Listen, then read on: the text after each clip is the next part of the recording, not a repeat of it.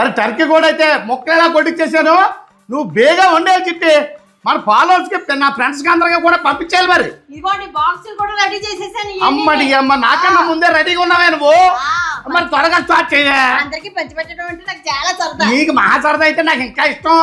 ముందుగా మూకుట్లో ఆయిల్ వేసుకుని కాగుతున్నప్పుడు ఈ కనిపిస్తున్న మసాలాలన్నింటినీ మిక్సీలో వేసుకుని పౌడర్ చేసుకుని పక్కన ఉంచుకోవాలి. ఇప్పుడు 6 పెద్ద సైజు ఉల్లిపాయ ముక్కల్ని మిక్సీ జార్ లో వేసుకుని ముద్దలా చేసుకోవాలి. ఇప్పుడు కాగిన ఆయిల్లో పచ్చిమిర్చి ముక్కలను వేసి వేగాక ఉల్లిపాయ ముద్దను కూడా వేసుకుని బ్రౌన్ కలర్ వచ్చేంత వరకు వేగాక 4 స్పూన్ల అల్లం వెల్లుల్లి పేస్ట్ ను వేసుకుని వేగాక మసాలా పౌడర్ ను కూడా వేసుకుని బాగా కలుపుకొని మగ్గాక రుచికి తగ్గ సాల్ట్ కారం వేసుకుని బాగా కలుపుకొని మగ్గించుకొని ఇప్పుడు దీనిలో టర్కీ కోడి ముక్కలను వేసుకుని బాగా కలుపుకొని కొంతసేపు మూత పెట్టుకుని మగ్గించుకుంటే ఈ విధంగా రెడీ అవుతుంది. ఇప్పుడు ఇలా మగ్గిన దాంట్లో ముక్క ములిగేంత వరకు వాటర్ పోసుకొని కలుపుకొని కుక్కర్ లో 5 విజిల్స్ వచ్చేంత వరకు ఉంచాలి. ఇప్పుడు కుక్కర్ మూత తీసుకుని దగ్గరగా అయ్యేంత వరకు మగ్గించుకుంటే టర్కీ కోడి కర్రీ రెడీ అయిపోయినట్టే. ఆ బావా అయిపోయిందా? అయిపోయింది. కొత్తిమీర వేసేయండి. గుమ్మలాడేస్తుంది. మరి కొత్తిమీర తెల్లేద్దాం. కొత్తిమీర కూడా చాలా ఎక్కువ ఉంది.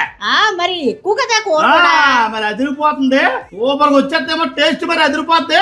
ఈ టేస్ట్ అయితే నెక్స్ట్ వీడియోలో ఎలా ఉంటుందో టేస్ట్ చెప్తాను. అలాగే బాక్సులు రెడీ చేసావా? అన్ని రెడీగానే ఉన్నాయి. అయితే బాక్సులు అయితే మన ఫాలోవర్స్ కూడా ఆల్లో రెడీ కూర్చున్నారు.